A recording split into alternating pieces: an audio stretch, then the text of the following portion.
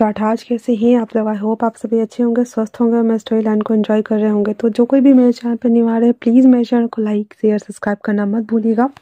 और अगर आप लोग को मेरी स्टोरी लाइन उसके प्लॉट्स पसंद आते हैं तो प्लीज़ मुझे कमेंट्स करके अप्रिशिएट करना भी मत भूलिएगा।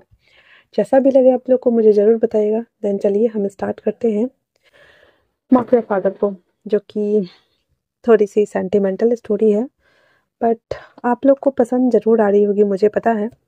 एंड जैसे भी लगे आप लोग मुझे कमेंट्स करके बता सकते हैं।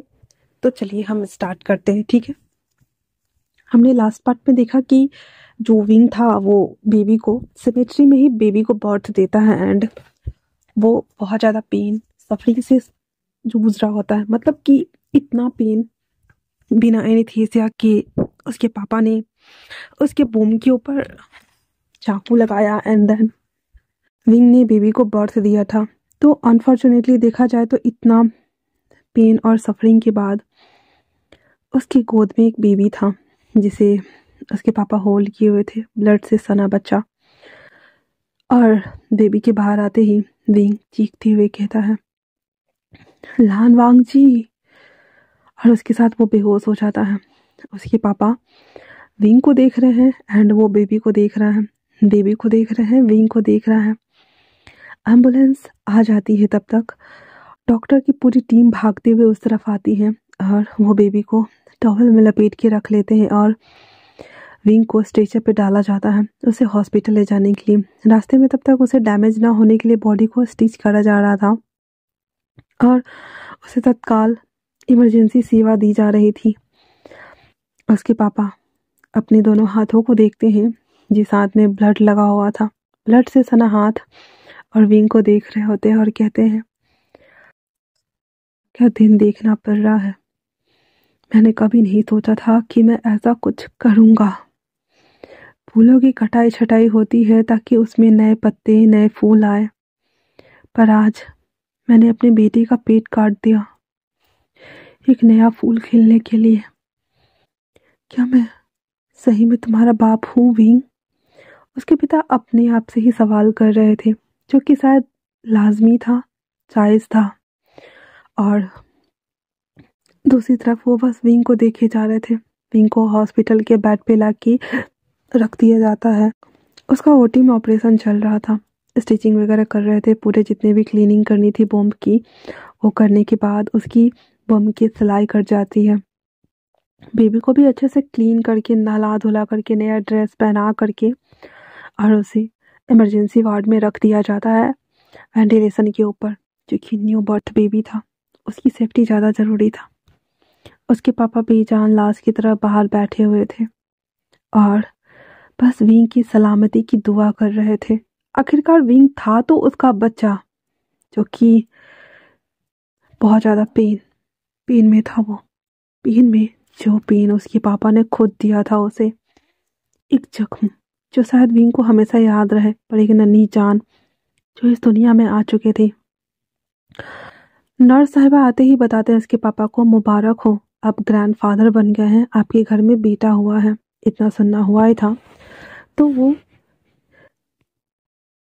दुख बोलो खुशी बोलो व्हाटएवर जो भी बोलो, वो उस गम से बाहर आकर जो, और उसे अच्छा लग रहा था। कहता है, क्या मैं बच्चे को देख सकता हूँ? नर्स कहती है, सर दिस वे, बट आप बाहर से देख सकते हैं, मैं आपको बता दूंगा कौन से नंबर में बच्चा है। वो नर्स अंदर जाती है एंड देन वो दिखाती है बच्चा जो शीशा में रखा हुआ था।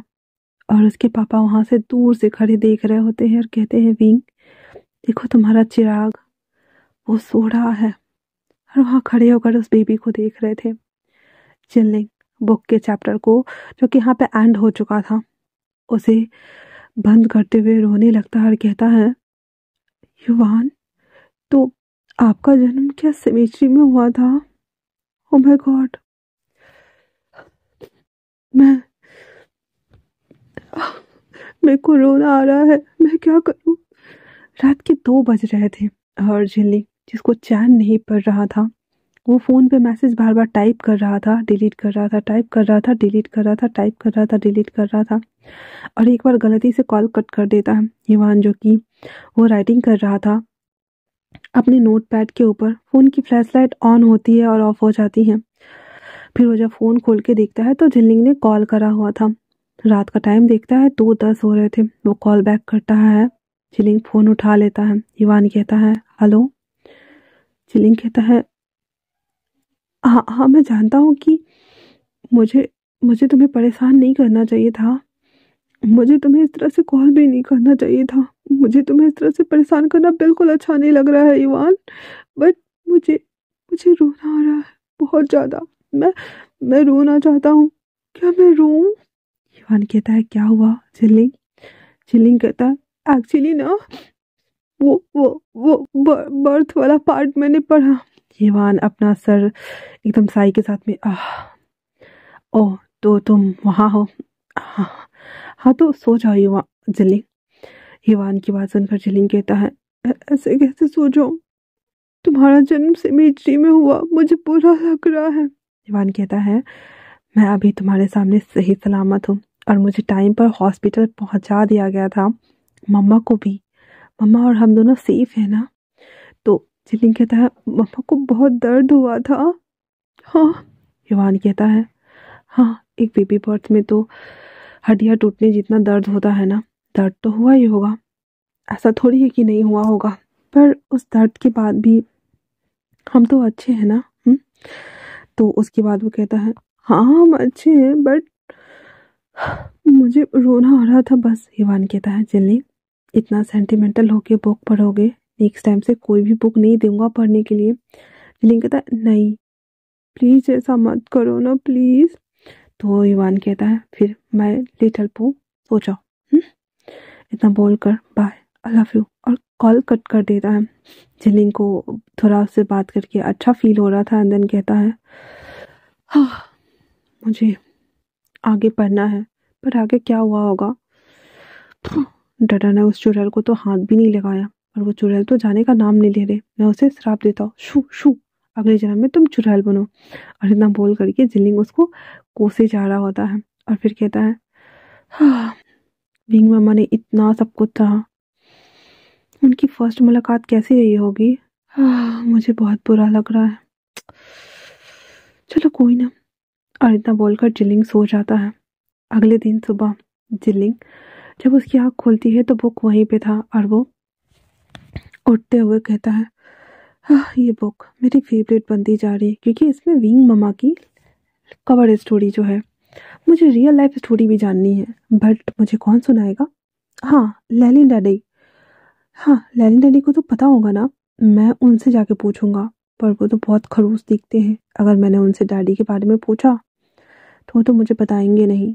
हिवान ने बोला है वो मुझे सरप्राइज देंगे। क्या वो मुझे डैडी से मिलवाएंगे? पर मैंने कभी तो उनके घर में डैडी को देखा ही नहीं। या फिर वो मुझे पेरिस का ट्रिप करवाएगा? क्या करवाएगा वो मुझे? मेरे सर में दर्द हो रहा है। तभी चांग चींग का कॉल आता है और कहता है हे चैम्प क्या तुम उठ गए? चिलिंग कहता है मामा जी। हाँ आप मुझे बताओगे कि वान मुझे किस तरह का सरप्राइज देना चाहते हैं? उन्होंने कहा शादी के बाद वो मुझे सरप्राइज देंगे, तो क्या वो, फिर वो बोलते बोलते रुक जाता है क्योंकि उसे भी याद आ गया था हाँ हाँ डैडी के बारे में किसी से नहीं पूछना है। फिर वो कहता है क्या वो मुझे पैलेस की ट्रिप पे लेके जाएंगे? तो जियांग जिंग कहता है ख्याली पुलाव से बाहर निकलो तुम, ठीक है ना? मुझे पता है तुम कच्चा ख्याली पुलाव पका रहे हो, तो बाहर आ जाओ। जिलिंग कहता है मेरा पोपट करना जरूरी था। ऐसे क्या कर रहे हो? और आपने मुझे सुबह सुबह कॉल क्यों किया? तो जियांग जिंग कहता है ज्वेलरी डिसाइड करनी थी, क्या तुम गिफ्ट नहीं देने वाले अपने हस्बैंड को? जिलिंग कहता है आप पसंद कर लो ना, जो अभी लेटेस्ट ब्रांड में आ रहे हैं वही ले लो, दो, एक उसको दे दूंगा एक मैं खुद रख लूंगा। जियांग जिंग कहता है देखो देखो इस नालायक को देखो, शादी होने वाली है और अपने हस्बैंड की रिस्पॉन्सिबिलिटी भी नहीं ले रहा है। तुम बॉटम हो भूल गए हो क्या? जिलिंग कहता है मामा जी याद मत दिलाओ मुझे। फिर अपने मन में कहता है मुझे तो पसंद है कि वो मुझे किस करेंगे और मेरे बॉडी को मिस्टअप भी करेगा और मुझे मेरी बॉडी को टच करेगा, और उसके बाद वो पागलों की तरह मुस्कुरा रहा होता है। जियांग जिंग कहता है हेलो हेलो हेलो हेलो। तो जिलिंग कहता है हाँ हाँ। कहता है हाँ क्या सोचने लगे? वो कहता मामा जी आपको जो पसंद आ रहा है आप ले लो प्लीज प्लीज प्लीज, मेरे अच्छे मामा जी, मेरे सच्चे मामा जी, मेरे गुड मामा जी, बाय बाय। इतना बोलकर वो कल कट कर देता है। कहता है हाँ मुझे वॉशरूम जाना है। फिर वो वॉशरूम आता है, कुछ सोशल मीडिया को स्क्रॉल करता है एंड देन तकबुकी ऑर्डर कर देता है युवान के लिए। और उसके बाद वो अच्छे से फ्रेश हो जाता है। फ्रेश होने के बाद वो तकबुकी लेकर के और विंग मम्मा से मिलने के लिए उसके घर आता है। वो किताब भी साथ में ही लेके आया था। वो लाके रखते हुए कहता है, युवान कहाँ है? विंग कहते हैं ऊपर है, ऊपर जाके मिल लो तुम, ठीक है ना? तो जिलिंग जा रहा होता है, देन विंग को देखता है खड़ा होकर कुछ सेकंड और वो फिर ऊपर जाने लगता है। विंग कहता है, क्या बात है जिलिंग? जिलिंग कहता है, क्या मैं आपको गले लगा लूं मम्मा? तो विंग कहता है, अच्छा ऐसा क्या हो गया जो तुम्हें गले लगाना है? जिलिंग आते हुए कहता है, नहीं, मेरी वाइफ से दूर रहो। तो जिलिंग तो उसको घूर के देख रहा हो जैसे, हाँ हाँ मुझे पता है तुम इनके हस्बैंड नहीं हो, बराए वाइफ बोलने वाले, मेरे डैडी की चक्कर लेने वाले। फिर वो कहता है, डैडी तो आप ही लगा लो, मैं तो लगाऊंगा। और इतना बोलकर जिलिंग जबरदस्ती आके उसके गले पड़ जाता है और चिपका हुआ था। और लैनिन को घूर घूर के देख रहा था। लैनिन कहता है, ओए लिटिल चैम, तुम इस तरह से मुझे घूर के क्यों देख रहे हो? तुम्हें पता है ना शादी के बाद तुम यहीं आने वाले हो। जिलिंग कहता, हाँ तो क्या आप बिंग मामा को गले लगाने वाले हो? लगा के तो दिखाओ। चलो। युवान नीचे आते हुए कहता, क्या बातें हो रही है? विंग हंसते हुए कहता है, कुछ नहीं, तुम्हारी वाइफ थोड़ी सी गुस्से में लग रही है, इसे ऊपर ले जाके डोज दो। तो युवान मुस्कुरा देता है। जिलिंग कहता, हाँ ये हंसा भी है? मम्मा नो, ये तो हंसता ही नहीं है, ये हमेशा सीरियस पोकर फेस लेके घूमते रहता है। जिलिंग कहता है, तो विंग कहती है, मुझे पता है, खैर छोड़ो, तुम लोग बातें करो, मैं खाना लगाती हूँ, मैंने देखा कितना सारा चीज बनाया है। तो जिलिंग कहता है, मैं भी तकबुकी लेके आया हूँ, ये लीजिए मम्मा, इसे गर्म कर लीजिए। और फिर वो उसे दे देता है। पूरे तकबुकी को अंदर डाल के ओवन में गर्म करते हैं एंड देन वो सब खाना शुरू करते हैं। युवान कहता है, कैसे आना हुआ? तो जिलिंग कहता है, कुछ नहीं, मैं तकबुकी ऑर्डर किया था तो मैं लेके आ गया, क्या मैं नहीं आ सकता? देखो मम्मा, ये मुझे अभी से ही मना कर रहा है आने से। युवान उसे देखते हुए कहता है, खाना खाने के बाद ऊपर आओ, मुझे बात करनी है। तो जिलिंग कहता है, ओ हाँ चलता हूँ। फिर वो चारों अच्छे से खाना वाना खा लेते हैं। उसके बाद प्लेट उठा उठा के युवान रख रहा होता है। तो जिलिंग कहता है, मैं भी हेल्प कर दूं? युवान कहता है, नहीं, तुम तोड़ दोगे। जिलिंग कहता है, मैं इतना भी बुरा नहीं हूँ कि मैं प्लेट ही तोड़ दूंगा। युवान उसके पाउटी फेस को देखते हुए मुस्कुराने लगता है, जो कि किसी को नहीं दिख रहा था, जस्ट लाइक बाप वैसा बेटा। एंड देन कहता है, ऊपर चलो। तो जिलिंग कहता है, ऊपर कमरे में आने के बाद जिलिंग ने युवान के पीछे पीछे मंडरा रहा होता है। युवान कहता है, एक जगह बैठ जाओ। जिलिंग कहता है, क्यों, मैं तुम्हारे साथ खरा भी नहीं हो सकता क्या? अभी से ही मैं तुम्हें बोझ लग रहा हूँ, फिर शादी क्यों कर रहे हो? मत करो ना। अगर ऐसा ही है, बात बात पे मुझे डांटते हो, रात को कॉल करके बताता हूँ तो तब भी डांटते हो, रोने का मन करता है तब भी नहीं सुनते हो। मैं जा रहा हूँ। इतना बोलकर जिलिंग ना छमक के जा रहा होता है। युवान उसके हाथ को पकड़ता है और सीधे बेड पे ले आकर पिन कर देता है और उसके ऊपर आते हुए कहता है, बहुत जवान चलती है तुम्हारी, कैंची की तरह, कभी तो चुप हो जाया करो। इतना बोलकर युवान उठ जाता है और कबर्ड में जाता है, एक पेंडेंट निकाल कर लाता है, उसके बॉक्स को रीओपन करके और उसके गले में पहनाते हुए कहता है, ये चेक करना था, कैसा है? जिलिंग कहता है, मुझे नहीं दिख रहे। युवान कहता है, हाँ। फिर उसको पकड़ के मिरर के सामने में खड़ा करता है। पीछे युवान खड़ा था, आगे जिलिंग खड़ा था, एकदम मुंह बना करके उस पेंडेंट को देख रहा होता है। युवान कहता है, मैंने इतने प्यार से तुम्हारे लिए बाई किया है, अपनी फर्स्ट सैलरी से, क्या तुम मुस्कुरा भी नहीं सकते? जिलिंग उसे देखता है, गुस्से के मारे एकदम ईव करके, एंड देन पेंडेंट को देखता है। हालांकि उसे अच्छे लग रहे थे, पर फिर भी वो कहता है, मुझे तुमसे कोई बात नहीं करनी, तुम बहुत बुरे हो, तुम्हें पता है। हाँ, तुमने तुमने मेरी बात क्यों नहीं सुनी रात को? ऊपर से तुम गुस्सा कर रहे हो। तो जिलिंग कहता, ओ नहीं। युवान कहता उससे, ओ अच्छा, ऐसा क्या? तो फिर मुझे पेनल्टी देना चाहिए। तो जिलिंग कहता, हाँ बिल्कुल, पेनल्टी तो मिलना चाहिए। हाँ, तो मुझे चाशनी खिलाने ले चलो।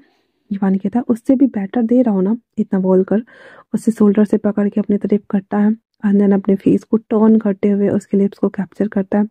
हमारा जिलिंग तो टुकुर टुकुर ब्लिंक करते हुए देख रहा है।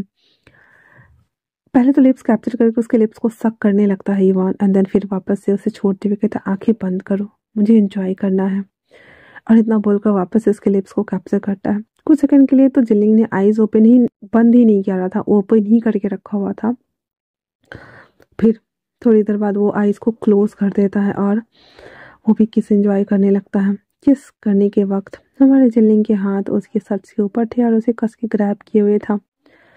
जिलिंग किस खत्म हो जाने के बाद हिवान उसे देख रहा होता है और कहता है तो कैसा लगा। जिलिंग हिवान को देखता है नीचे से ऊपर तक, जिसने ब्लैक कलर की पैंट वेयर करा हुआ था, वाइट शर्ट था। उसकी ब्रॉड चेस्ट मस्कुलर बॉडी पूरी शो हो रही थी उसके सामने में, और जिलिंग का गला सूख रहा था। वो वाइल्ड थॉट इमेजिन करने लगा था एंड देन कहता है बिल्कुल परफेक्ट लग रहे हो, बहुत ही ज़्यादा हैंडसम। कोई कैसे मना कर सकता है किस करने से। युवान युवान उसे गले लगा लेता और कहता है ज़्यादा वाइल्ड मत सोचा करो वाइफी, वरना कुछ और होने लगेगा। जिलिंग अपने मन में कहता है हो चुका है। हाँ। फिर वो कहता है मुझे वॉशरूम जाना है। युवान कहता है क्या हुआ तुम्हें। जिलिंग नीचे देखता है एंड देन वहाँ पे दोनों हाथ रख के ना झुक जाता है और कहता कुछ भी नहीं हुआ, मैं वॉशरूम जाना चाहता हूँ। हिवान कहता ओ तो ये हार्ड हो गया, और मैं जान सकता हूँ कि तुम क्या सोच रहे थे। जिलिंग का गला सूख रहा था एंड देन कहता है प्लीज़ मुझे जाने दो ना। हिवान कहता है अगर तुम गए भी ना तो ये सिप डाउन तो नहीं होने वाला है, तो क्यों ना मैं इसे हेल्प कर दूँ।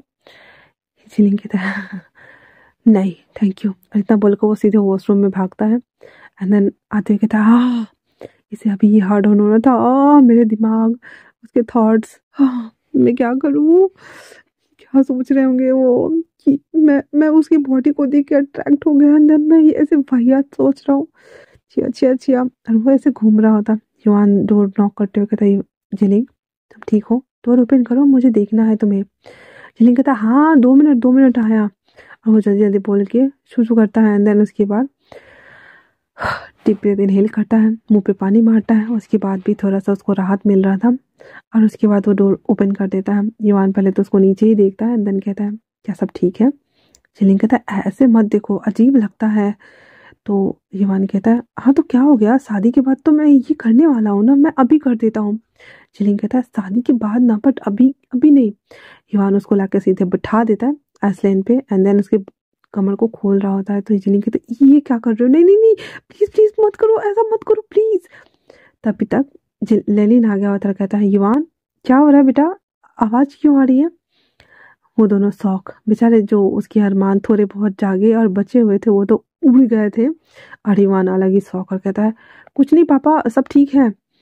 आप आपको कुछ चाहिए। तो लेनिन कहता है नहीं नहीं कुछ नहीं चाहिए, बस आवाजें आ रही हैं। युवान कहता है हाँ ठीक है। जिलिंग ना फटाक फटाक अपना पैंट खोल लगा लेता है देन खड़ा हो जाता है, कहता है ये गंदी गंदी हरकतें करना बंद करो ठीक है ना। युवान उसको पकड़ लेता है बैग से और उसके टमी के राउंड अपने हाथ को रैप करते हुए कहता है कौन सी गंदी हरकतें, शादी के बाद मैं यही करने वाला हूँ, तुम्हें पता है ना। तो जिलिंग कहता है हाँ तो शादी के बाद ना, अभी अभी नहीं ना, छोड़ो मुझे। युवान उसके बट चीक्स को स्क्यूज करते हुए कहता है क्यों छोड़ो, तुम मेरे हो ना, तो छोड़ना क्यों है। हाँ वैसे भी ये गंदी गंदी चीजें नहीं होती, इसे प्यार करना बोलते हैं जो एक पर्सन दूसरे से करता है। तो जिलिंग कहता हाँ हाँ बाबा मुझे पता है कि तुम मुझसे प्यार करते हो और शादी के बाद तुम मेरे साथ प्यार ही करने वाले हो, पर छोड़ो अभी मम्मा है, और क्या सोचेंगे कि कमरे में क्या कर रहे हैं। तो हिवान कहता है मम्मा क्या सोचेंगी, मम्मा यही सोचेंगी नहीं कि ऊपर लेके गया है तो हमारा बेटा थोड़ा सा क्वालिटी टाइम स्पेंड कर रहा है, मम्मा को तो अच्छा लगेगा क्योंकि उन्हें भी पता है मैं वर्कोहॉलिक हूँ। जिलिंग कहता है हाँ वो तो हो, हाँ बट छोड़ो अभी मुझे नहीं करना। युवान वापस से जिलिंग को अपनी तरफ मोड़ता है, उसे गले से लगाता है, उसके कमर को अपनी तरफ खींचता है ताकि वो उसके बॉडी को फील कर सके, और वापस से उसके लिप्स को कैप्चर करके किस करना शुरू कर देता है। अपना चाहते हुए भी जिलिंग युवान के बैक साइड उसके शर्ट्स को ग्रैब कर लेता है और अपने आप को सरेंडर कर देता है, क्योंकि अब उसे पता है कि भाई ये शुरू हो गए तो रुकने का नाम तो है नहीं इनका। युवान मस्त जी भर करके किस करता है उसे, तब तक जब तक कि उसका पीठ नहीं भर गया किस करते हुए। एंड देन कहता है उसके लिप्स को साफ करते हुए तो अब ठीक है। जिलिंग खड़ा होने के लायक नहीं बचा था। एंड देन कहता है मुझे चक्कर आ रहे हैं, मैं बैठ जाऊं, मुझे पानी दो पीने के लिए। युवान मुस्कुराते हुए उसके पास ग्लास पास कर देता है, और जिलिंग एक हाथ मारते हुए कहता बहुत दोस्त हो, बहुत बुरे हो सच में, ऐसे कौन किस करता है। हाँ तो युवान कहता है मैं करता हूँ, क्या तुम्हें पसंद नहीं आया। वो कहता है हाँ हाँ पसंद आया ना, पर लगता है मुझे प्रैक्टिस करनी पड़ेगी, हाँ, मैं थक गया। ईवान उसे अपने कंधे पे टिका लेता है और कहता है आराम करो, फिर चलना नीचे। फिर वो पूरा पानी गटक के थोड़ा देर वैसे ही बैठा हुआ था। जब वो अच्छा फील करता है देन वो नीचे आता है, सबको ग्रीट करता है, देन वहाँ से निकल जाता है। अब यहाँ से घर तक जाने में उसे कम से कम 1.5 घंटे लगने वाले थे और वो स्पेशली इवान और विंग से मिलने आया था। तो वो बुक निकालता है, देन पढ़ना स्टार्ट करता है, जहाँ पे मिस फे वांग जी के पास आती है। और ये स्टोरी है तो स्टोरी वाइज ही चलेगी, ठीक है ना। वांग जी अपने कोट को ठीक करते हुए घड़ी पहन रहा होता है। फिर आते ही वांग जी को बैग से हक करते हुए कहती है, हे तुम मुझसे शादी कब करने वाले हो। वांग जी उसके हाथों को हटाते हुए कहता है, क्या जरूरत है इसका, तुम यहाँ रह रही हो, क्या ये काफी नहीं है। फिर कहती है मुझे बच्चा चाहिए। वांग जी कहता है अगर तुम्हें बच्चा चाहिए तो सॉरी, मैं नहीं दे सकता। फिर कहती है क्यों, क्या तुम्हें वो बॉयफ्रेंड से बच्चा होने वाला है। तुम्हें पता है ना एक बॉय बेबी को बर्थ नहीं दे सकते हैं। हाँ। वांग जी कुछ भी नहीं बोलता है, देन कहता है ये मेरा मैटर है, इससे दूर रहो तुम, समझे ना। फिर कहता है तुम्हें पता है ना मेरे डैड ने कहा है ग्रैंड चाइल्ड आने के बाद ही सब कुछ सॉर्ट आउट होगा। तो तुम्हें नहीं लगता कि हमें बेबी के बारे में सोचना चाहिए। इतना सुनना हुआ ही था तो वांग जी उसका गला दबाते हुए कहता है मेरा मन कर रहा है कि मैं तुम्हें मार दूं। क्या मैं तुम्हें मार दूं फी। मेरे करीब आना, मुझसे क्लिंगी होना बंद कर दो, क्योंकि मैं तुम्हें घास नहीं डालने वाला। हाँ अगर तुम्हें बेबी करने का शौक है ना तो मैं पासा को या फिर लैलिन को या फिर गगो को बोलता हूँ। शायद गगो तो मना कर दे, शायद ये लोग भी मना कर दे। मैं अपने बॉडीगार्ड को बोलता हूँ तुम्हारे साथ सो जाए और उस बच्चे को मैं अपना नाम देने के लिए रेडी हूँ। बट अगर तुम मुझसे ये उम्मीद कर रही हो कि मैं तुम्हारे साथ सोऊंगा, तुम्हें टच करूंगा, तो भूल जाओ। इतना बोलकर वांग जी जा रहा होता तो फिर कहती है मेरी क्या गलती है। वांग जी मुझसे क्यों नफरत कर रहे हो, बताओ मुझे। ऐसा ना हो कि इस नफरत की आग में मैं खुद को तो जला डालूं, साथ में तुम्हें भी जला दूं।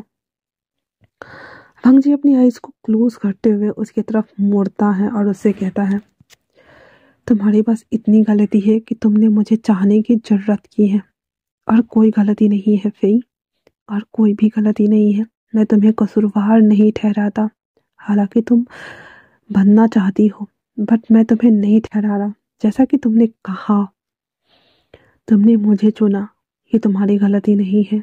मैं किसी और को चुना, ये मेरी भी गलती नहीं है, क्योंकि मुझे चाहने वाले बहुत हैं और मैं बस एक को चाहता हूँ और वो शख्स मेरा है। ये जरूरी नहीं कि कोई हमसे प्यार करे तो बदले में भी हमें उससे प्यार मिलता है। प्यार तो बस प्यार होता है, और जो हो जाता है उसे मुझसे है, मुझे उससे है, बाकी किसी और से नहीं है। दोस्त दोस्त होते हैं, रिश्तेदार रिश्तेदार होते हैं, पत्नी पत्नी होती है, प्रेमिका प्रेमिका होता है, और सबकी अपनी एक सफिशिएंट जगह होती है। दैट्स लाइक तुम मेरी फियांसे हो, अगर इन फ्यूचर वाइफ भी बनती हो तो तुम बस वाइफ नाम की होगी। मैं तुम्हें कभी भी हाथ नहीं लगाऊंगा, क्योंकि मेरे जिस्मो जहान रूह तक सिर्फ और सिर्फ एक का हक है, एक मालिकाना हक। और इतना बोलकर वांग जी चला जाता है। फिर पैर पटकते हुए कहती है ऐसा नहीं होगा वांग जी, ऐसा बिल्कुल भी नहीं होगा। आज रात तुम सिर्फ मेरे होगे, दैट्स इट। इतना बोल कर और फिर नीचे आती है। खाना वाना सब खाने के लिए उसकी मॉम बैठ जाती है और सबको प्लेट सर्व करते हुए कहती है आंटी मैं भी ऑफिस जाना चाहती हूँ, वैसे भी आज बोर्ड मीटिंग होने वाली है। तो उसकी मॉम कहती है ठीक है चलो चलते हैं।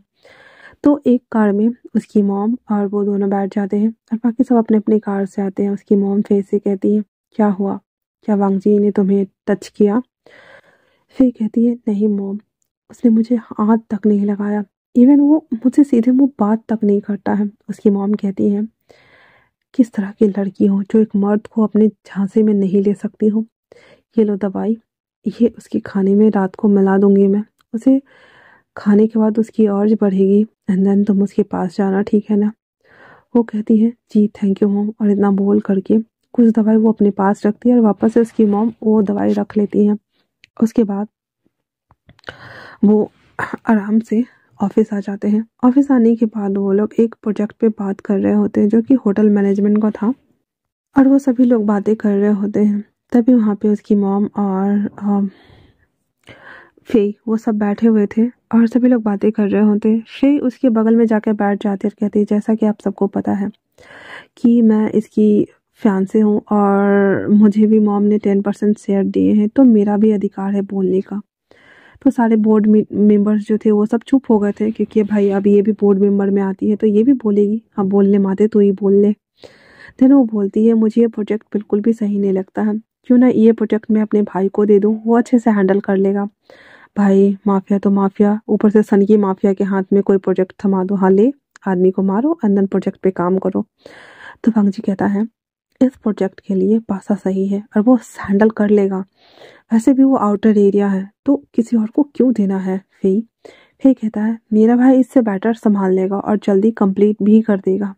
भाई एक फैक्ट्री खुलवानी थी और आसपास के जगहों को सीज करना था, तो वो सभी चीज़ करना था। गुंडागिरी तो होती बट इतनी नहीं होती, जान माल नहीं होता, पैसे से बात बन जाते। बट भाई मिंग हाओ के हाथ में जाने का मतलब है कि खून खराबा होना। फे की बात सुन करके वांगजी को जो छाँव उठ रहा था, वो गुस्से में दांत पीसते हुए वहां से बाहर निकल आता है। तो फे कहती है, एक्सक्यूज मी गाइस, मैं अभी जस्ट आती हूँ बात करके।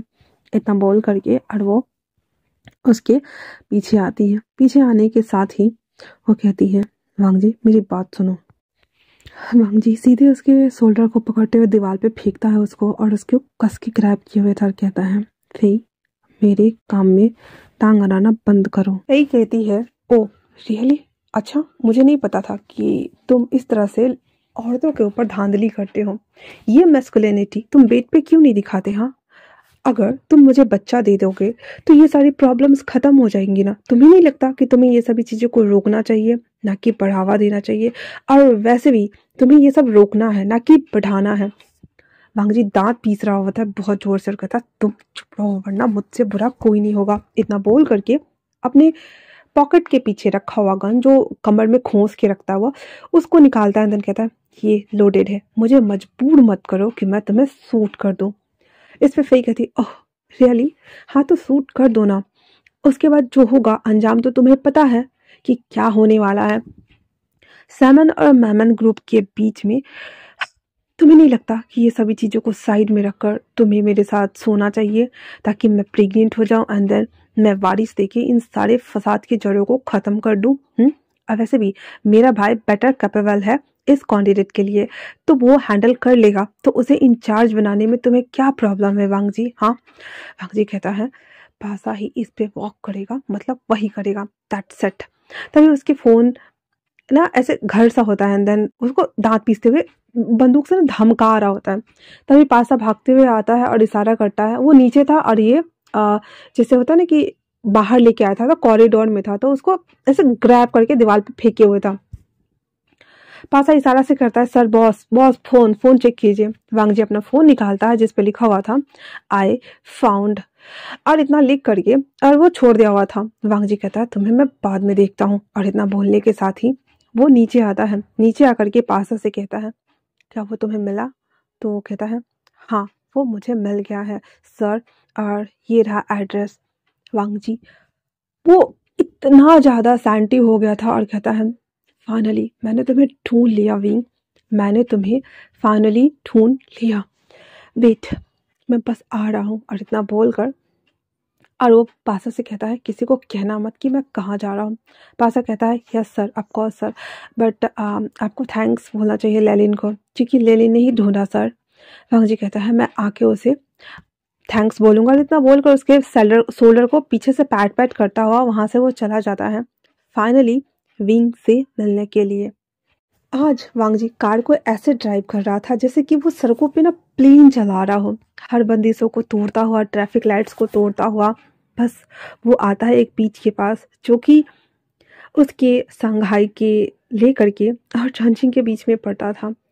वो वहाँ आता है कार को साइड में लगा करके, और वो ढूंढ रहा होता है किसे? अपने समवन को, अपने बिलव्ड वन को। और वो जब ढूंढते ढूंढते आता है तो देखता है कि पूरा का पूरा कैंप लगा हुआ है, सारे लोग बैठे हुए हैं। शाम का वक्त हो चला था वांगजी को वहां से निकलते हुए। फायर जला करके सभी लोग बैठे हुए हैं।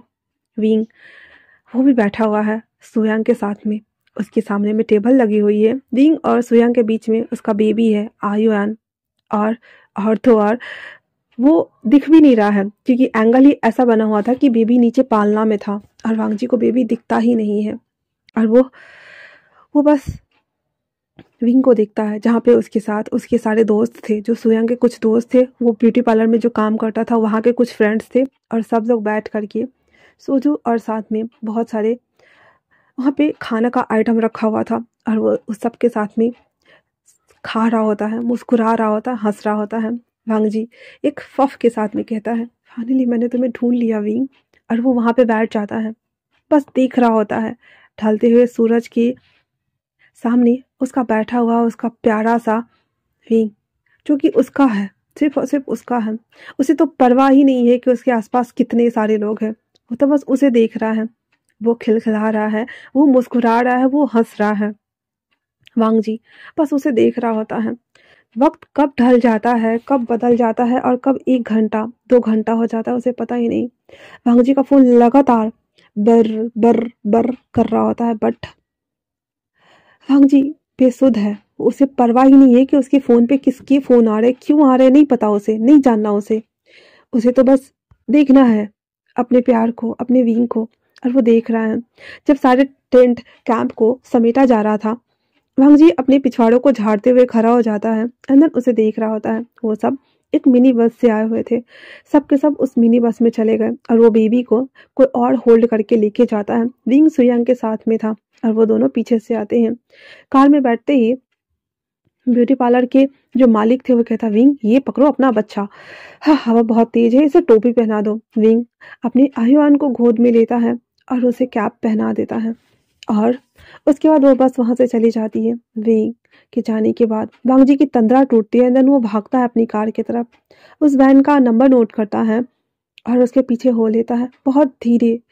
जो तेज रफ्तार में पूरे सड़कों को चीरता हुआ अपने कार को प्लाइन के मोड पे उड़ाता हुआ आया था, वो भी बहुत स्लो जा रहा था। उसके सामने तो साइकिल भी फेल थी, साइकिल भी उससे दोगुनी स्पीड से निकल जाए, और वो उसके पीछे आता है। एक एक करके सारे जन चले गए थे, और विंग भी अपने घर, जो कि बहुत सारा गार्डन था, तो वो उस साइड से उतरा था। तो वांगजी ने देखा ही नहीं वापस से कि विंग अपने बेबी के साथ कैरी करता हुआ अंदर जाता है। सुयांग सारा सामान लेकर के अंदर रख देता है, फिर वो भी वहां से चला जाता है। उसके जाने के बाद वो अपने बेबी को कमरे में ले आ करके और उसे मिल्क फीड कराना स्टार्ट करता है। अब यहाँ पे विंग ने बेबी को बर्थ तो दिया था, बट है तो वो एक मेल ही, तो अपना ब्रेस्ट फीडिंग तो वो करा नहीं सकता था। इसलिए वो दूध गर्म करके लाता है, बॉटल में भरता है, एंड देन बेबी को फीडिंग कराना स्टार्ट करता है। बेबी जब पी रहा होता है तभी वहाँ पे उसने एक और लड़के को हायर किया हुआ था, लड़की को, जो कि उसके साथ रह के बेबी का टेक केयर करता था। तो वो आते ही कहता, विंग तुमसे कोई मिलने आया है और बेबी को मुझे दो। इतना बोलकर वो बेबी को ले करके दूध पिलाने लगती है। तो विंग बाहर आता है। अब वांगजी को ये गलतफहमी हो गई थी कि विंग ने शादी कर ली है और वो जो लड़की है वो विंग की पार्टनर है। विंग बाहर आता है और आते ही वो शॉक था, उसके हाथ पैर पूरे ठंडे हो गए थे और वो कांप रहा होता है, और वो कहता है, वांगजी आप यहाँ? वांगजी कहता है, क्यों, मुझे यहाँ नहीं होना चाहिए? कि तुम मुझे देखकर खुश नहीं हो? हाँ, मैंने तुमसे कहा था कि मेरी बात सुनना, सिर्फ और सिर्फ मेरी बात। फिर तुमने मेरी बात क्यों नहीं सुनी विंग? हाँ, क्यों नहीं सुनी? क्या मैंने तुमसे कुछ ज़्यादा मांगा था? तुम्हें सुनना चाहिए था, तुम्हें रुकना चाहिए था मेरे लिए। विंग पहले तो अपने आप को संभालता है, फिर उसे सीचन की कही बात याद आती है कि तुम्हारी वजह से वांगजी के ऊपर हमेशा खतरा मंडराते रहेगा। अगर तुम उसकी लाइफ में कभी भी वापस आते हो तो, या तुम उसके साथ रहते हो तो, 2 ग्रुप्स हमेशा दुश्मनी के शिकार रहेगी। और ये तुम चाहते हो क्या कि वांगजी भी मारा जाए? इसलिए विंग कहता है, क्यों, जब आप शादी कर ही चुके हैं तो मैं रह के क्या करता? मुझे पता चला था कि आप शादी करने जा रहे हैं इस्तांबुल से लौटने के बाद, तो फिर मेरा वहां रहने का कोई फायदा ही नहीं था ना। और वैसे भी जब आपने शादी कर ली है तो मैंने भी कर ली। देखिए अभी तो आप मेरी वाइफ से मिल ही चुके हैं। अंदर जो उसकी टेक केयर जो थी, जो केयर टेकर बेबी को होल्ड की हुई थी, वो अलग ही शौक है। मेरे मालिक क्या बोल रहे हैं? एंड देन विंग कहता है, तो आपको नहीं लगता कि आपको यहाँ से चले जाना चाहिए? वांग जी सीधे आता है, विंग के एक हाथ को कस के ग्रैब करते हुए कहता है, विंग तुम्हारी हिम्मत कैसे हुई ये सारे वर्ड यूज करने की। विंग ने उसके हाथ को छुड़ाते हुए कहता, छोड़िए मुझे, मैंने कहा छोड़िए मुझे, छोड़िए। और इतना बोलकर उसे धक्का देता है। देन वो खुद लड़खड़ा के गिरने को होता है कि वांग जी उसे संभालता है। तो विंग हाथ लगाते हुए बीच में कहता है, बस मुझे छूने की कोशिश मत कीजिए। एक टाइम था जब हम एक दूसरे को जानते थे, पर आई थिंक से अब आपको जाना चाहिए। आपको नहीं लगता कि अगर आप यहाँ पे रहेंगे तो मेरे फैमिली पे इफ़ेक्ट पड़ेगा और आपकी वजह से मेरा घर टूट सकता है, और मैं ऐसा बिल्कुल भी नहीं चाहता। वांग जी शौक था, विंग क्या बोल रहा है। वो कहता है विंग, वांग जी कहते कि शब्दों से तो विंग का सीना छलनी छलनी हो रहा था। वो कहता प्लीज़ आप जाइए यहाँ से, प्लीज़ जाइए। वांग जी वो रोने लगता है और कहता है, विंग मेरी बात तो सुनो। वांग जी की हालत देखकर विंग टूट रहा था अंदर से। उसे समझ नहीं आ रहा था कि वो क्या करे, इसलिए वो उसके हाथ को पकड़ता है, खींचते हुए बाहर लाकर छोड़ देता है, दरवाज़ा बंद कर देता है और वहाँ पे बैठ के वो रोने लगता है। वांग जी तो शौक था, विंग ऐसा कैसे कर सकता था उसके साथ में, और वो बस देख रहा होता है। विंग बैठ कर अपने आंसू को अपने ही घुटनों में छुपाकर वो रोना शुरू कर देता है। वांग जी को विंग के रोने की आवाज़ हल्की हल्की आ रही थी और वो कहता है, तुम्हें दर्द भी हो रहा है और तुम्हें पछतावा भी होगा एक दिन, खुद मुझसे दूर जाकर, और मुझे दूर करने का अंजाम क्या होगा तुम्हें नहीं पता। शिद्दत से चाहा है तुम्हें, ऐसे भुला ना पाऊंगा, एक ना एक दिन तुम्हें अपना जरूर बनाऊंगा। इतना बोलकर वांग जी वहाँ से उल्टे पैर निकल आता है। वो जैसे उसके पैर उल्टे होकर अपनी कार की तरफ बढ़ रहे थे, युवान दूध पीना छोड़कर इतना जोर से रोता है, इतना जोर से रोता है, जैसे वो बताना चाह रहा हो, अपनी एग्जिस्टेंस को दिखाना चाह रहा हो अपने पापा को कि पापा मैं भी हूँ इस घर में, मुझे भी पहचानो। पापा मैं भी हूँ इस घर में, मुझे भी पहचानो, मेरे लिए तो आओ और मुझे थामो, प्लीज़ पापा प्लीज़ आओ। पर वांग जी वो विंग से नाराज होकर वहाँ से चला जाता है, क्योंकि विंग ने तो उसके ईगो को ही हर्ट कर दिया था। और विंग करे भी क्या, अपने प्यार को बचाने के लिए अगर किसी को झुकना पड़े, पीछे हटना पड़े, जान देना पड़े, ये तो हंसते हंसते लोग देते हैं ना। यूं ही प्यार बदनाम नहीं होता, यूं ही प्यार बदनाम नहीं होता, प्यार हर किसी को सरेआम नहीं होता। दिल जो देते हैं वो दिल की दुहाई भी लेते हैं, और दर्द यूं सरेआम बदनाम नहीं होता। इतना बोलकर विंग बस रो रहा होता है। विंग के रोने की वजह से वांग जी का भी दिल का दर्द बढ़ गया था, और वो करे भी तो क्या करे, वो बस उस घर को देख रहा होता है, विंग को देख रहा होता है, और वो बस चाहता था कि दरवाज़ा खुले, विंग भाग कर आए, उसे गले लगाए और बोले, वांग जी मुझे माफ़ कर दो, जो भी मैंने कहा मैं अपने सभी शब्दों को वापस लेता हूँ। लेकिन ऐसा कुछ नहीं होता है, ऐसा कुछ भी नहीं होता है। बेबी के रोने की वजह से विंग अपने आंसू को साफ करते हुए अंदर आता है और वो बेबी को लेकर फीड करने लगता है। उसकी केयर टेकर कहती है, सर आपने ऐसा क्यों बोला। वो कहता है, जाओ अगर कोई भी आए तो कहना विंग यहाँ नहीं है, समझी। और जो केयर टेकर थी वो घर के काम करने लगती है। वहीं दूसरी तरफ वांग जी, जब लगता है कि 10 मिनट हो चुके हैं और विंग अब नहीं आएगा, वांग जी अपनी कार को ड्राइव करता हुआ वहाँ से दूर निकल आता है। हालांकि वो पूरा एरिया पहाड़ी ही था। कार को एक ऊंची चोटी पर लाके रोकने के बाद वो बाहर आता है और चीखते हुए बैठ जाता है और चिल्लाते हुए कहता है, विंग वाई, क्यों, मेरे लिए वेट करो, मैं रिटर्न आऊँगा और तुम्हें इन सब से बाहर जरूर निकालूंगा। तुम मेरे हो तो आखिरकार मेरे ही रहोगे, चाहे पूरी कायनात हमें अलग करने की साजिश क्यों ना रच ले, हम एक होकर रहेंगे। और इतना बोलकर वांग जी फिर से फट के रोना शुरू कर देता है। एक माफिया अपने प्यार के लिए बस टूट रहा है अंदर से। उसके फ़ोन पे कॉल आता है, वो कॉल पिक करते हुए कहता है, आई एम कमिंग। उसकी वॉइस सुनकर सीचन डर गया था और कहता है, वांग जी। पर वांग जी कुछ कहे बिना सीधा कॉल कट कर देता है और फिर अपने कार में बैठकर अपने डेस्टिनेशन, अपने पैलेस की ओर वो चल देता है। और इधर रियल वर्ल्ड में जिनलिंग वो किताब को सीधा मोड़ता है, पटकता है एंड देन रोते हुए कहता है, कितना पेनफुल है ये, मुझे पढ़ा ही नहीं जा रहा है। एक माफिया के लाइफ में भी इतनी ट्रेजेडी हो सकती है, ये मैं पहली बार देख रहा हूँ। खून खराबा के जगह पे सिर्फ इमोशनल अत्याचार। बिंग मम्मा आपके साथ इतना बुरा क्यों हुआ? मुझे बहुत ज़्यादा रोना आ रहा है, मैं क्या करूँ? तभी उसके फ़ोन पे फ़ोन आता है और युवान कॉल कर रहा होता है। युवान का कॉल पिक करते ही जिलिंग कहता है, हेलो। युवान समझ गया था कि वो बुक पढ़ रहा होगा, तो युवान कहता है, अभी तक तुमने बुक को फिनिश नहीं किया? बस कुछ और लाइन ही तो बचे हैं। कहता है, हाँ मुझे पता है, बस एक चैप्टर और बचा है, पर मुझे बहुत रोना आ रहा है। युवान हंसते हुए कहता है, तुम्हें पता है ना बेबी, हमें एंगेजमेंट की रिहर्सल भी करनी है डांस का, तो तुम्हें घर पे होना चाहिए ताकि तुम शाम को आ सको। तो वो कहता है, "आह, मुझसे तो रोया नहीं जा रहा है ठीक से, मैं बात भी नहीं करना चाहता, मैं बस घर पहुंचने वाला हूँ 10 मिनट में, फोन रखो युवान, मुझे बहुत रोना आ रहा है। मुझे बहुत, ये स्टोरी कैसे लिख सकते हो, बताओ मुझे। युवान कहता है, एक राइटर अपने सपनों को उड़ान देता है, अपने थॉट्स को वो किताब के ऊपर उकेरता है ताकि उसकी भावनाएं, उसकी इमोशन उसमें दिखाई दे।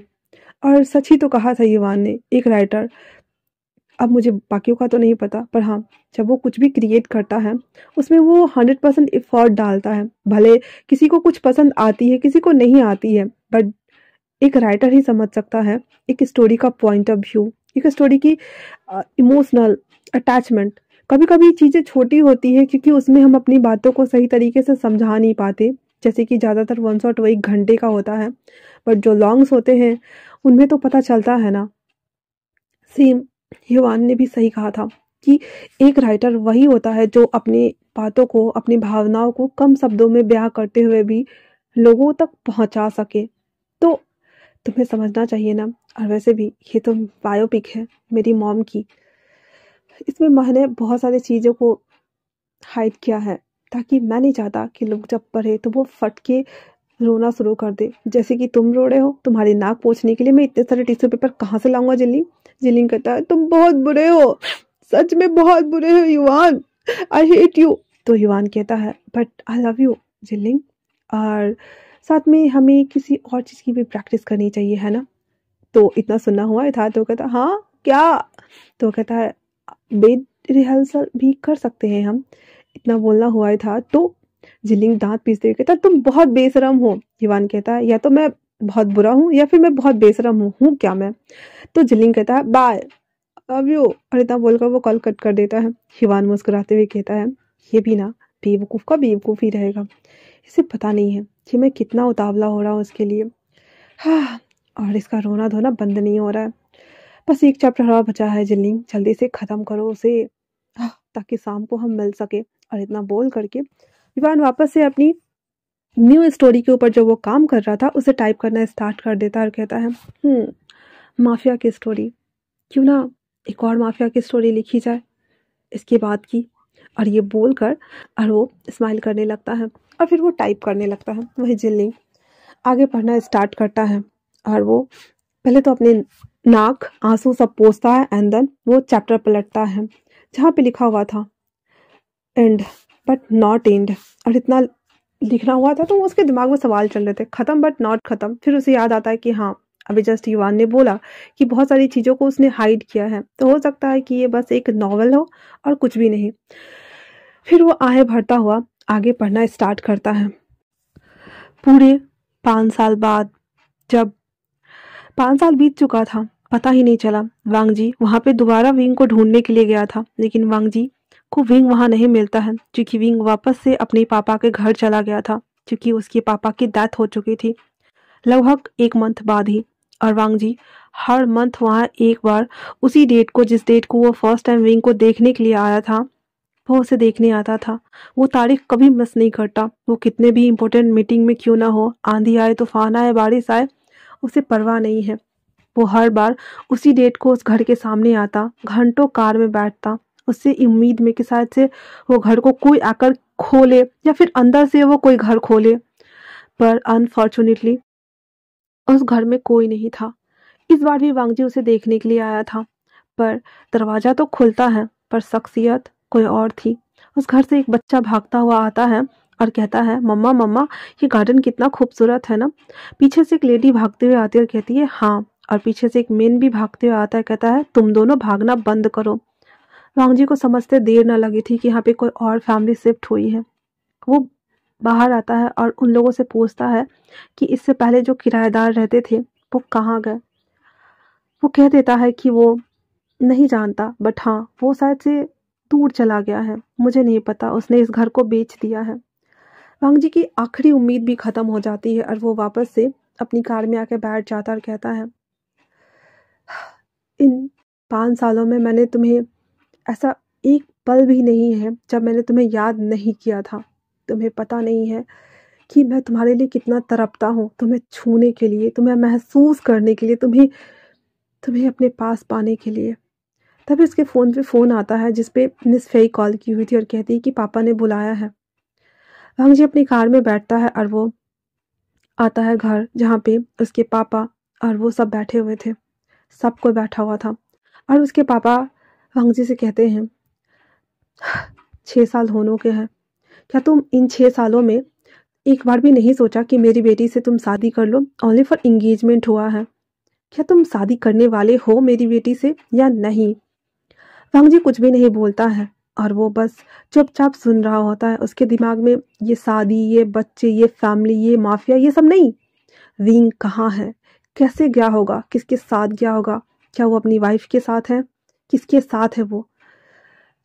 सब कुछ खत्म था, सब कुछ खत्म और वो बस सोच रहा होता है। तभी उसकी मॉम कहती है, वांग जी क्या सोच रहे हो? वांग जी कहता है, मुझे नहीं पता और मुझे नहीं करनी है शादी। इतना बोलकर जब वो जाने लगता है तो मिंग हाओ वापस से गन तान के खड़ा हो गया था। इधर पासा लेलिन सीचन भी निकाल चुका था और कहता, बस बहुत हुआ, जब उसका मन करेगा तब वो शादी कर लेगा मॉम। इस घर में मिस फेगी है ना, हम उसे किसी तरीके का टॉर्चर नहीं कर रहे, दिक्कत नहीं दे रहे, तो आप लोगों को क्या इतने से प्रॉब्लम है? क्या चाहते हैं कि आपकी बेटी को मार के पीछे दफना दिया जाए?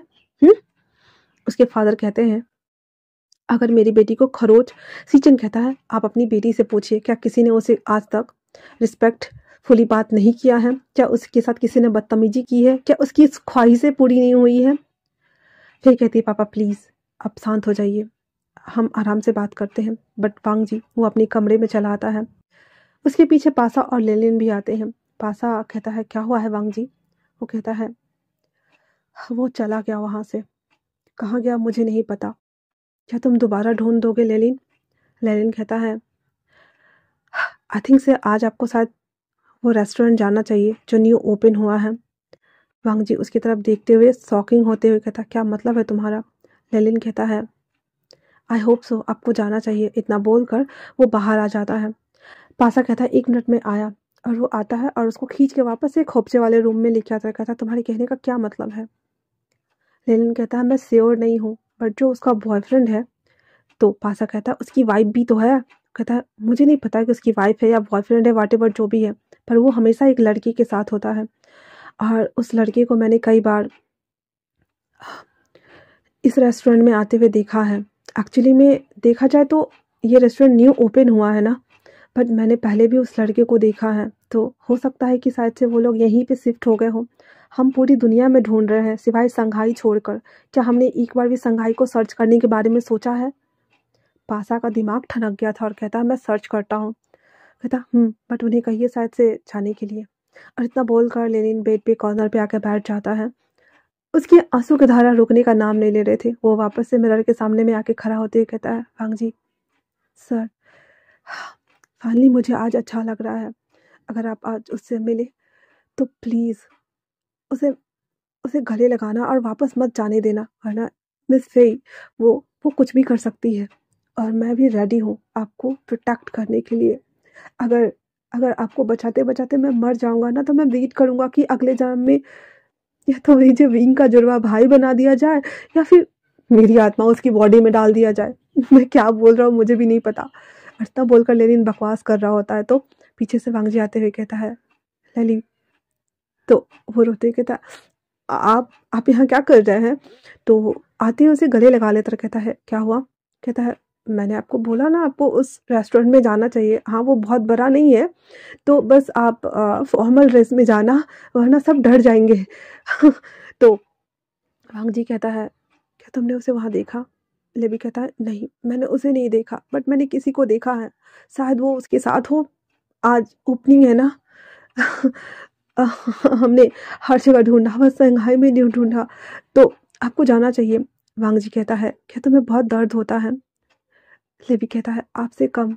मैंने आपको देखा है रात को रोते हुए, अकेले में, दर्द में, खुद को परेशान करते हुए, खुद को टॉर्चर करते हुए, खुद को मारते हुए, खुद को हर्ट करते हुए। मेरे में तो इतनी हिम्मत ही नहीं है कि मैं अपने आप को टॉर्चर कर सकूं। मैं तो बस रो रहा हूँ ना, मुझे अच्छा लग रहा है इसलिए, क्योंकि अगर आप मिले हो तो उन्हें प्लीज मत जाने दीजिएगा, प्लीज मत जाने दीजिएगा, प्लीज मत जाने दीजिएगा, वरना वरना मिस फेई आपसे शादी कर लेंगी, मुझे बिल्कुल अच्छा नहीं लगेगा। वांग जी उसके आंसू को पोंछते हुए कहता है, तुम चलोगे? कहता, हाँ हम लोग कार में रहेंगे, आप जाइएगा अंदर, ठीक है ना? तो कहता, इतना बोलकर वांग जी बहुत एक्साइटेड होते हुए चला जाता है। लेवी रो भी रहा था, हंस भी रहा था, कहता है, फाइनली शायद आज आप मिल जाए, और मुझसे भरा खुशनसीब और बदनसीब दोनों एक साथ कौन होगा भला? मैं भी बहुत ज़्यादा सेंटी हो रहा हूँ। सीचन आते हुए कहता है, लेवी रो रहा होता है तो सीचन उसे गले लगा लेता है, कहता है, क्या तुम्हें वांग जी ने हर्ट किया? लेवी कहता है, नहीं, उन्होंने मुझे हर्ट नहीं किया सर। मैंने उन्हें बताया कि आज शायद से वो उन्हें मिल जाएंगे, क्योंकि आज रेस्टोरेंट की ओपनिंग हो रही है ना। तो सीचन कहता, क्या मतलब? फिर वो बता देता है कि एक बॉय को वो हमेशा वहाँ पे देखता है, और उसी बॉय को उसने विंग के साथ में देखा था जब वो उसके बारे में पता लगा रहा था, तो शायद से आज वो हो सकता है कि आए। सीचन कहता है, तुम्हारे लिए भी कोई ना कोई होगा ना? लेवी कहता है, अगर होगा भी तो मैं उससे शादी नहीं करूंगा, मुझे भी तो अपने प्यार पे फक्र होना चाहिए ना, कि मैंने भी प्यार किया था और मैं उसके लिए कुछ भी कर सकता हूँ, भले वो मेरा ना हो तो क्या हुआ। पर सीचन उसे गले लगाते हुए कहता है, तुम मेरे छोटे भाई के जैसे हो, जैसे वांग जी है वैसे तुम भी, इसलिए रोना बंद करो, ठीक है ना? लवी फूट फूट कर सीचन के कोट को पकड़ के रोना स्टार्ट कर देता है और कहता है, मुझे पता है, पर मुझे दर्द हो रहा है, मुझे रोने का मन कर रहा है। सीचन उसे सोप करते हुए कहते हैं, मैं हूँ, तुम्हें जितना मन करे उतना रो लो, और आई एम सॉरी। तो लेवी कहता है, आप हर बार सॉरी क्यों बोलते हो? वैसे भी कोई और देखेगा तो कुछ और समझेगा। कहता, मैंने डोर बंद किया है। पास आते हुए कहता है, मैं भी हूँ। फिर वो भी आता है और लेवी उन दोनों को पकड़ के अपना पूरा नीटा पोटा निकाल के रोना शुरू कर देता है, और वो दोनों अपने आप को देख रहे थे, कहते हैं, हाँ ये एक छोटा सा बच्चा है। और इतना बोलकर वो फिर स्माइल करने लगते हैं। भाई वांग जी एक्साइटमेंट में बहुत सारे कोट को निकाल के बेड पे फेंक रहा होता है। फिर आते हुए कहती है, क्या बात है? वो कहता है, एक जरूरी मीटिंग है, उसी के लिए रेडी हो रहा हूँ। फिर आते ही पीछे से हक कर लेती है वांग जी को। वांग जी नॉट इंटरेस्टेड, उसके दोनों हाथों को हटाते हुए कहता है, मुझसे दूर रहो फिर, वरना तुम्हारे लिए अच्छा नहीं होगा। फिर कहती है, मैं इतनी बार तुम्हारे साथ सोने का ट्राई करती हूँ और हर बार तुम कैसे बच जाते हो? हाँ, हर बार तुम्हारे मुंह पे सिर्फ विंग का नाम क्यों होता है? मैंने तुम्हें कितनी बार न जाने ड्रग्स दिया होगा अपने साथ सोने के लिए, पर मजाल है कि तुम कभी भी मेरे साथ सो सको। वांग जी बस उसे देखता है और कहता है, ये सब खत्म करो भाई, बहुत हो गया, और हाँ मेरे कमरे से जाओ, मुझे रेडी होना है। इतना बोलकर वो एक ड्रेस उठाकर बाकी सारे कोट को ऐसे फेंक कर चला जाता है अंदर रेडी होने के लिए। वापस से वांग जी ने पहना था ब्लैक ब्लैक ब्लैक, हर चीज़ अच्छे से रेडी होता है वो, जैसे उसने पहली बार विंग को देखा था बिल्कुल वैसे ही। अपने हाथों को देखता है और कहता है, पहली बार जब मिले थे तो मेरे पूरे हाथ को न छोड़ दिए थे नाखून से, आज क्या करोगे मेरे साथ विंग? मैं भी क्या बातें कर रहा हूँ। और इतना बोल करके और वो रेडी होकर के बाहर आता है, जहाँ पे पासा और लेनिन दोनों थे। सीचन कहता है, बेस्ट ऑफ लक ब्रो, इतना बोल कर उसको गले लगा लेता है। अब वो जब अंदर आ रहा होता है तो उसकी मॉम कहती है, कहाँ गया है वांग जी? सीचन कहता है, वो अपने काम से गया है, उसे ज़रूरी मीटिंग करनी है क्लाइंट के साथ में। तो उसकी मॉम कहती है, आर यू श्योर ना कि वो वहीं गया? कहता है, वहीं गया है, अगर आपको यकीन ना हो तो आप देख लीजिए। और वांग जी की कार डबल थी, इसलिए उन्होंने डबल चीट करा हुआ था, क्रॉस करा हुआ था। अपने एक बंदे को अपने जैसा कोट वेयर करने के लिए वो लेके ही आया था, उसे देता है, एंड देन उन लोगों को ऑफिस भेज देता है, एंड देन वो चला जाता है उसी रेस्टोरेंट में। वो आके बैठा हुआ था, अकेले बैठा हुआ था और ड्रिंक कर रहा होता है। आधे घंटा हो गया था लेकिन विंग नहीं आया था। वो आहें भरते हुए पासा को कॉल लगाकर कहता है, वो नहीं आया है, क्या वो सच में यहाँ आने वाला भी है या नहीं? तो लेलिन कहता है, वो आएंगे सर, प्लीज़ आप थोड़ा देर वेट कीजिए। वांग जी फ्रस्ट्रेट हो रहा था, कहता, तभी उसके कॉल पे फे का कॉल आता है, एंड देन वो कॉल पिक करने के लिए जो लिफ्ट होता है ना उस तरफ आ जाता है एंड वो उसमें क्लिक कर देता है। एंड वो टेरेस की तरफ जा रहा होता है, लेकिन गलती से वो ऊपर जाने की बजाय नीचे वाले बटन को, क्योंकि वो कॉलिंग को ना फोन को चेक करते करते नीचे वाले बटन को क्लिक कर देता है। और वो जैसे ही क्लिक करता है तभी वहां से नीचे से फिर से किसी ने ऊपर वाले फ्लोर का जो आते हैं ऊपर, तो उसका बटन प्रेस कर दिया हुआ था। तो वांग जी उस पर नोटिस नहीं करता है। देन वो वहाँ था तो वो पहले नीचे जाता है, और जैसे ही वो नीचे जाता है लिफ्ट ओपन होता है एंड देन एक शख्स भागते हुए आता है और उसमें इन करते हुए कहता है, युवान आ जाओ बेटा, इधर आ जाओ बाबू। और इतना आकर के उसके साथ डिसम डिसम कर रहा होता है। विंग के हाथ में युवान जो कि 5 साल का था, तो छोटा सा थाला वो लेके कैरी करता था उसके पीने के लिए, पानी, टॉवल्स वगैरह। बेबी जब होते हैं तो कैरी करना पड़ता है। तो वो विंग अंदर आते ही कहता है, युवान बदमाशी करना बंद करो बेबी। और इतना बोलकर वो वांग जी को बिना देखे, क्योंकि वांग जी ना फोन में घुसा हुआ था एकदम, मुंडी पूरा नीचा करके, और सीधा हो जाता है। वहीं पे सुयांग युवानी के साथ में खेल रहा होता है। ढिसम ढिसम, वो चैम्प, क्या खाने वाले हो तुम? हाँ, तुम्हारे लिए क्या मंगाओ, हॉट कप या फिर फ्रेंच फ्राइज या कुछ और? युवान कहता है, डैडी डैडी मुझे ना बहुत सारा चीज यमी यमी सा केक खाना है, वो भी पाइनएप्पल वाला। जैसे ये सुनना हुआ वांग जी फटक से अपना मुंडी ऊपर करता है। देन पहले वो सुयांग को देखता है, फिर युवान को देखता है। उसे देखकर वांग जी को एकदम सेंटिमेंटल अटैचमेंट हो रहा था। फिर विंग उसकी तरफ मुड़ते हुए कहता है, पाइनएप्पल नॉट। इतना जब वो बोलना हुआ था, और वो दोनों ना आगे की तरफ है, वांग जी एकदम चिपका हुआ है लिफ्ट में, और वो विंग को देख रहा है। देन अपने ही माउथ से धीरे से कहता है, विंग क्या तुम हो? फिर वो बेबी को देखता है एंड देन वो फ्लैशबैक याद करता है जब वो इस्तांबुल जाने वाला था।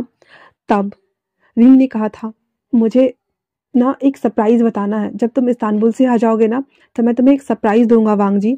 वांग जी के फोन जो है ना वो कॉल लगा रहा है वो फेक को, एंड देन वो बेबी को देख रहा है, और वांग जी को, विंग को भी देख रहा है, बेबी को भी देख रहा है। एंड देन बेबी को गौर से देख रहा है और कहता है अपने मन में, तो क्या क्या ये मेरा बच्चा है?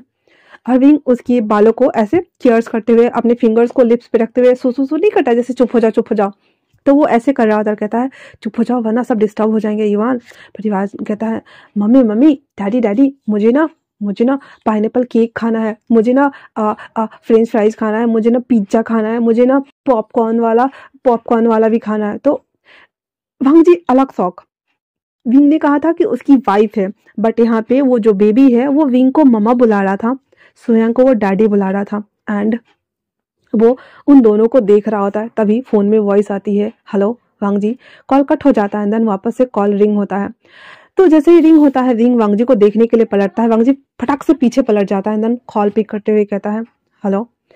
विंग पहले तो शॉक हो गया था, एंड देन फिर ध्यान नहीं देता। सुयांग कहता, क्या हुआ विंग? विंग कहता, कुछ नहीं।